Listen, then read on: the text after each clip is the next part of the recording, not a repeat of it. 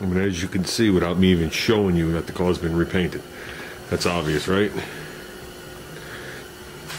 And you can tell it was one of those $5 paint jobs, you know, right around the bumper. But this is what I'm talking about right here.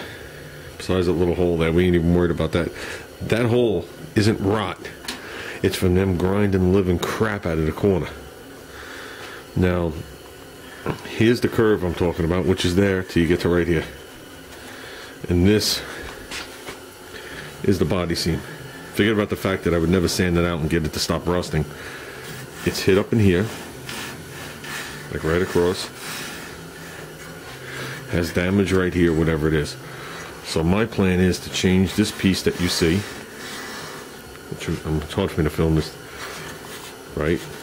I'm going to go further than this, but just for argument's sake, this line that you see down here, up into the headlight area will be changed.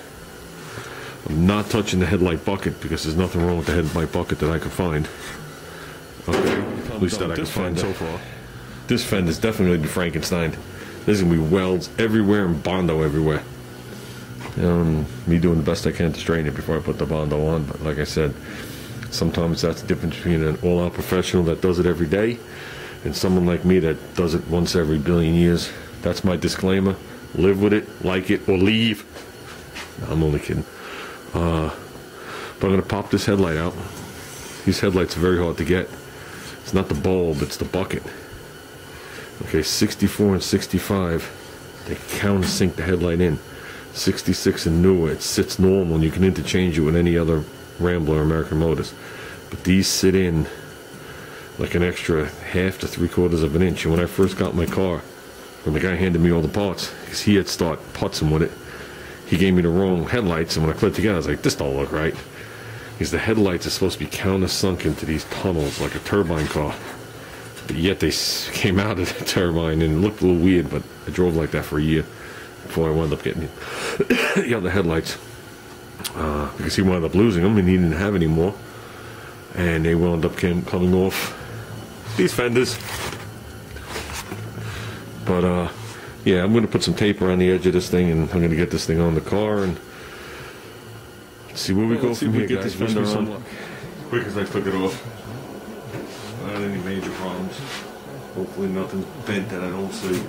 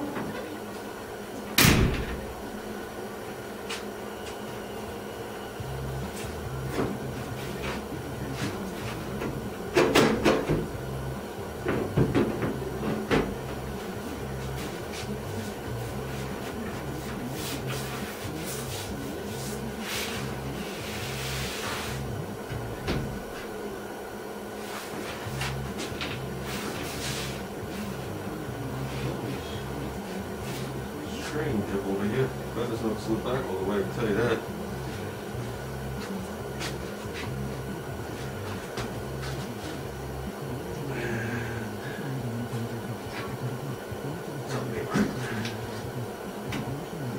That ain't even close. That is. Wow, that thing's that bent. That thing's that bent. Got the body line here. We're both like a 1/2 inch down there. It's stuffed up this way. This is sitting. Oh, it's supposed to be like that. Yeah, it makes it even worse. Jesus Christmas. This feather's gonna go back. I think. Something right here.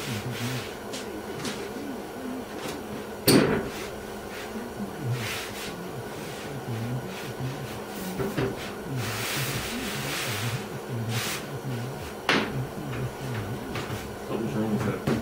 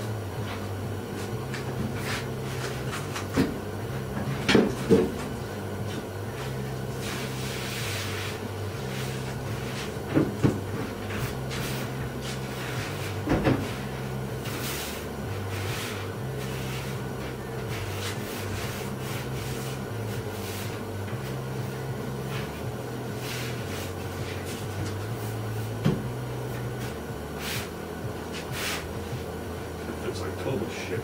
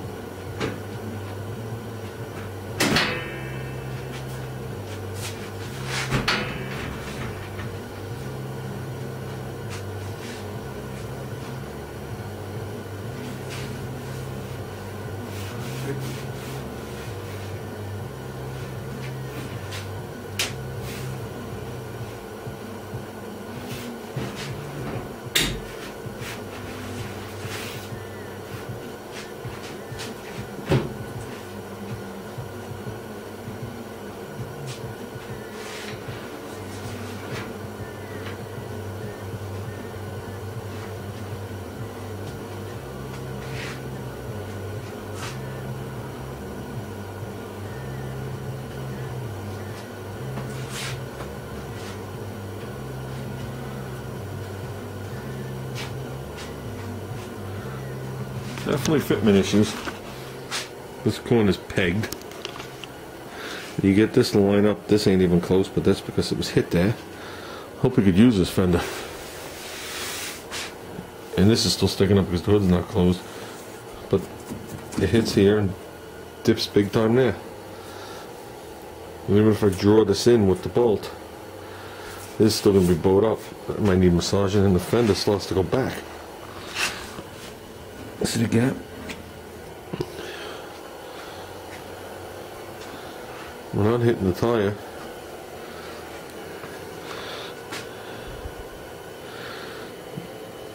The fender's not, it's almost flush to where it has to be.